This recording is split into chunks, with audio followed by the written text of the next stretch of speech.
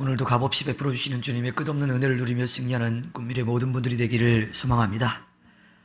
예수님은 대제사장적 기도, 모든 인류의 죄를 용서해달라고 하는 그런 기도, 그들이 연약해질 때에 도와달라고 하는 기도를 마치시고 나서 늘 기도하시던 곳으로 가십니다. 요한복음 18장 1절에 보면 예수께서 이 말씀을 하신 뒤에 제자들과 함께 기드론 골짜기 건너편으로 가셨다. 거기에는 동산이 하나 있었는데 예수와 그 제자들이 거기에 들어가셨다.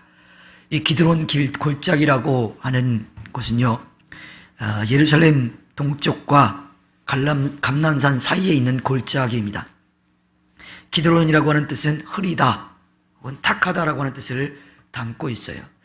이 기드론 골짜기에 대한 이 구약시대의 이야기들을 한번 살펴보면요, 열왕기하 23장 4절에 왕은 hil기야 대제사장과 부제사장들과 문지기들에게 바알과 아세라와 하늘의 별을 섬기려고 하여 만든 기구들을 주님의 성전으로부터 밖으로 내놓도록 명령하였다.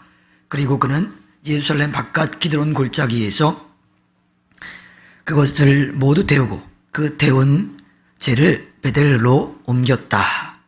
이스라엘 역사 가운데 요시야 왕이 종교개혁을 일으킬 때 우상들을 다 모아서 태웠던 그러한 장소지요. 사무엘하 15장 23절에 보면요, 다윗의 부하들이 모두 그의 앞을 지나갈 때에 온 땅이 울음바다가 되었다. 왕이 기드론 시내를 건너가니 그의 부하도 모두 그의 앞을 지나서 광야 쪽으로 행군하였다. 다윗이 아들 압살롬의 반역 때문에 궁에 있지 못하고 도망 나갈 때 울면서 건너갔던 그 골짜기입니다. 이 성전에서 이러한 역사를 담은 기드론 골짜기 건너편에 있는 동산이 바로 겟세마네 동산인 거죠. 이어지는 요한복음 18장 2절에 보면요, 예수가 그 제자들과 함께 거기서 여러 번 모이셨으므로 예수를 넘겨줄 유다도 그것을 알고 있었다. 겟세마네 동산은 예수님께서 제자들과 함께 기도하러 가셨던 곳이에요. 그래서 예수를 판 유다도 알고 있었던 곳이죠. 그래서 이어지는 3절을 보면 예수님이 어디에 있는지 알았던 유다가 찾아옵니다. 3절에 보면 유다는 로마 군대 병정들과 제사장들과 바리새파 사람들이 보낸 성전 경비병들을 데리고 그리로 갔다. 그들은 등불과 횃불과 무기를 들고 있었다. 유다는요, 자신이 생각했던 예수님의 모습이, 그 메시아의 모습이 달랐어요. 힘을 가지고 능력을 가지고 이스라엘을 로마로부터 독립시키고 또 아주 강력한 왕권을 가지고 통치할 그런 메시아를 기다렸는데, 놀라운 일을 행하는 것 같지만 그는 늘 낮은 자리에 있는 사람들하고 함께 있었어요. 그리고 자꾸 죽는다 그래요. 그러니 유다가 생각했던 힘을 가진 왕이 아닌 연약한 왕, 또 죽을 왕이라고 하는 그 이야기를 들으니까 자기 성에 차지 않았던 거죠. 그래서 유다는요, 예수님을 배신했어요. 그러니까 자기가 배신했는데 예수님에게 배신감을 느끼고 배신한 거예요. 그리고 대제사장들에게 율법에서 정한 한 노예의 값인 은돈 30립에 예수님을 팔아 넘깁니다. 그리고 이 대제사장들과 바리새인들에게서 얻은 등불과 횃불을 무기를 가진 그런 성전 경비병들과 로마 군대와 함께 예수님을 잡으러 옵니다. 로마 군대라고 표현되어 있는데 당시의 그 기록들로 보면요, 예수님을 잡으러 온 이 군대라고 하는 표현은 대략 600명 정도의 군대라고 하는 거예요. 그러니까 예수님 한 사람을 잡기 위해서 600명이 넘는 군대가 동원됐고 성전 경비병들도 횃불과 무장을 하고서 잡으러 왔습니다. 물론 어두운 밤이니 등과 횃불을 들고 와야 했겠지만 한 사람을 잡기 위해서 그 많은 군대와 무기를 가지고 왔다라고 하는 것이 좀 이해가 되지 않지요. 어떻게 보면 예수님에 대한 두려움 때문이었을 겁니다. 유다도 잘 알지요. 얼마나 많은 능력을 가지신 분인지. 그래서 그 예수님을 잡기 위해서 만반의 준비가 필요했던 겁니다. 이어지는 요한복음 18장 4절에 보면요, 예수께서는 자기에게 닥쳐올 일을 모두 아시고 앞으로 나서서 그들에게 물으셨다. 너희는 누구를 찾느냐? 같은 이야기를 전해주는 공간복음서의 기록들을 보면요, 유다가 예수님이 누구인지를 알려주는 그런 신호를 준다 그래요. 그래서 가서 인사하고 입맞춤하는 거예요. 근데 요한복음에는 그 이야기가 나오지 않습니다. 가만히 생각해 보면요, 3년이 넘는 시간 동안 예수님은 이스라엘 땅에서 유명 인사가 됐어요. 대제사장들도 알았어요. 로마의 군인들도 알았죠. 백부장도 알았잖아요. 그러니까 당시에 예루살렘에 살고 있던 그 사람들은 예수가 누구인지를 분명히 알았을 거예요. 그런데 유다가 입맞춤으로 신호를 줘서 예수가 누구인지를 알려주는 거예요. 물론 어두워서 예수가 누구인지 알아보지 못할까 봐 그렇게 신호를 줬을지도 모르겠습니다. 그런데 요한복음서에서 이렇게 기록하고 있는 이유는요, 유다가 로마 병정들과 무장한 성전 경비병들에게 예수가 누구인지를 알려주는 그 신호를 주는 게 아니라 예수님이 먼저 그들에게 다가서는 거죠. 나서서 너희 누구를 찾느냐라고 물으십니다. 트라우마라고 하는 게 있죠. 실제적인 위협적인 죽임, 또 심각한 질병, 혹은 자신이나 다른 사람이 겪은 그런 고통 때문에 그 비슷한 상황이 되면 그때 겪었던 그 일들, 그것이 떠올라가지고 외상적 스트레스 장애가 드러나는 거예요. 나타나는 거예요. 어떤 일을 겪었기 때문에 그 비슷한 일이 벌어질까봐 두려워하는 거죠. 그런데 예수님은 자신에게 어떠한 일이 이루어질지 이미 다 아셨다 그랬어요. 그러면 두려울 만도 하죠. 왜? 붙잡혀 가야 되죠. 조롱당해야 되죠. 심판받아야 되죠. 가시관 써야 되고, 채찍으로 맞아야 되고, 못 박혀야 되고, 창의 옆구리에 찔려야 되고, 죽음을 맞이해야 되는 겁니다. 그러한 고통이 있는 것을 다 아시면서도 예수님은 그들에게 먼저 나서십니다. 어떤 분들은 예수님이시니까 당연히 그 길을 받아들인 거 아니냐, 그 길을 걸어가야 돼서 받아들인 거 아니냐라고 할지도 모르겠습니다. 예수님은 참 하나님이시면서 참 사람이셨어요. 그래서 아파하셨어요. 슬퍼하셨고요. 또 화가 치밀어 오르기도 하셨었죠.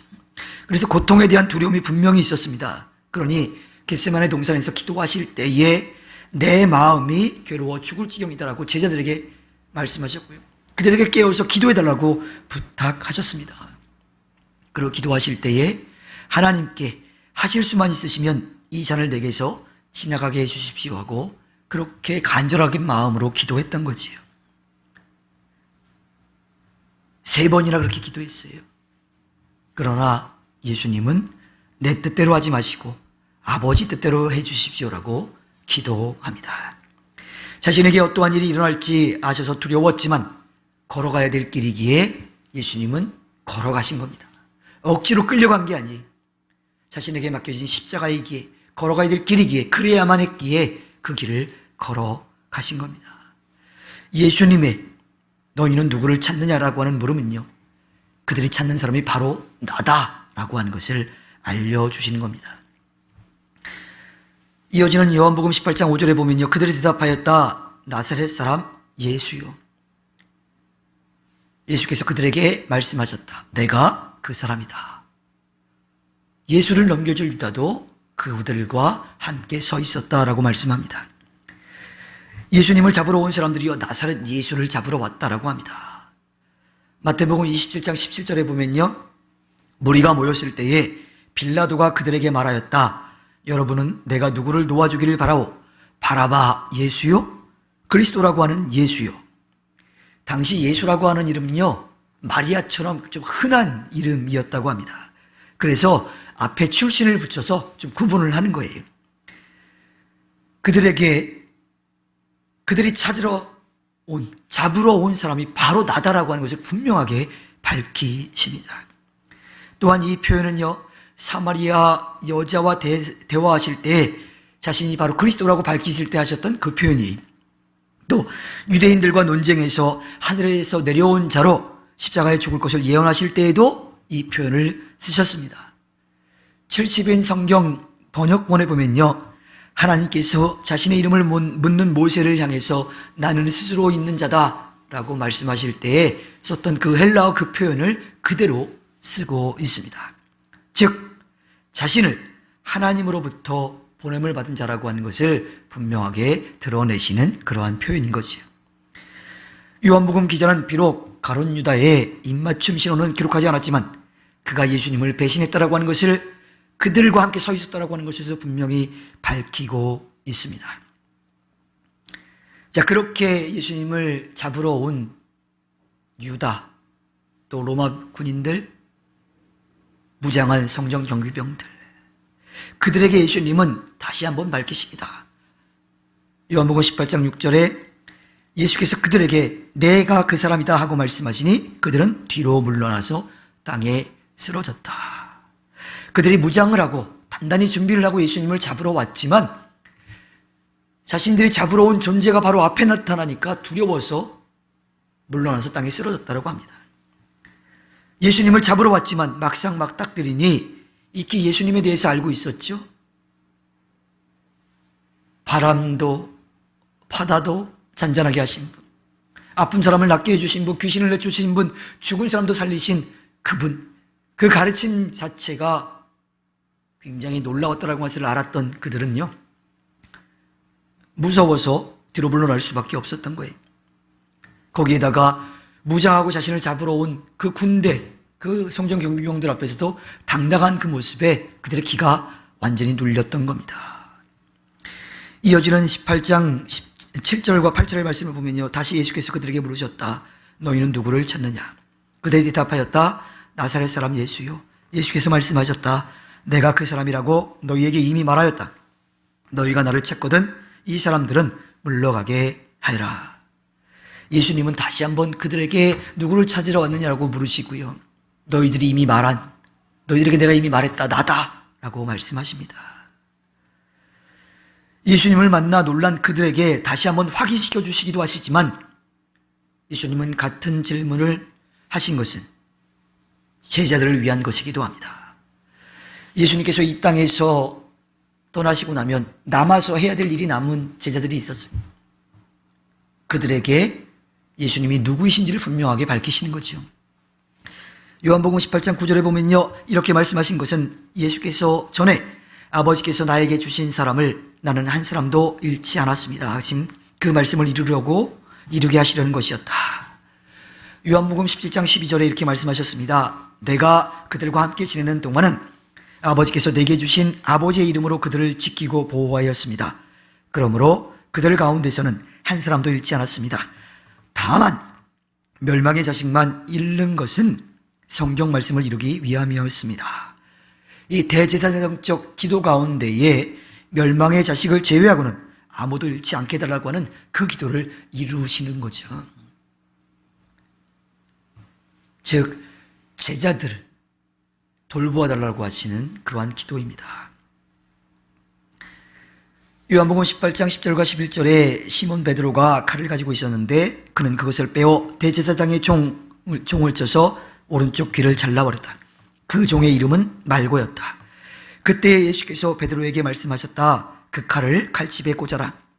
아버지께서 나에게 주신 이 잔을 내가 어찌 마시지 않겠느냐. 베드로는 나름 용기를 내서요, 자기가 가진 칼로 예수님을 잡으러 온 그 군대들과 맞서 싸우려고 했습니다. 누가복음 22장 51절에 보면 예수께서 말씀하시기를 그만해 두어라 하시고 그 사람의 귀를 만져 고쳐주셨다. 예수님은 귀가 잘린 대제사장의 종 말고의 귀를 고쳐주십니다.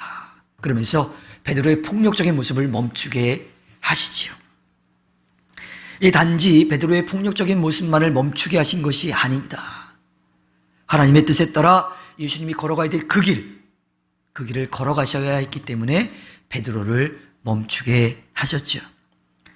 자신을 잡으러 온 군대, 무장한 성전 경비병들, 그들 앞에서 예수님은 나 아니야 하면서 피하지 않으시고요, 내가 그 사람이다 라고 말씀하시면서 담대하게 서십니다.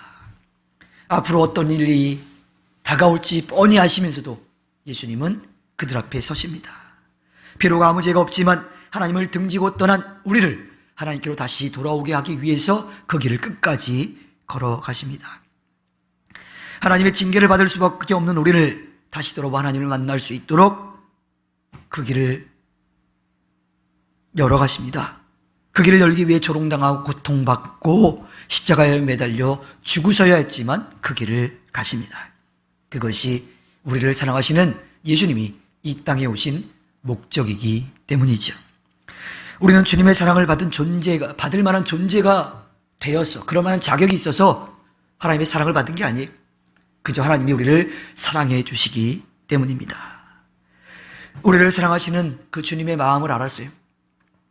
우리를 믿고 맡기신 그 길을 걸어가야 합니다. 주님이 가신 그 길, 그리고 우리에게 부탁하신 그 길을 걸어가 주님께 기쁨을 드리는 꿈미래 모든 분들이 되기를 주님의 이름으로 부탁드립니다. 기도하겠습니다.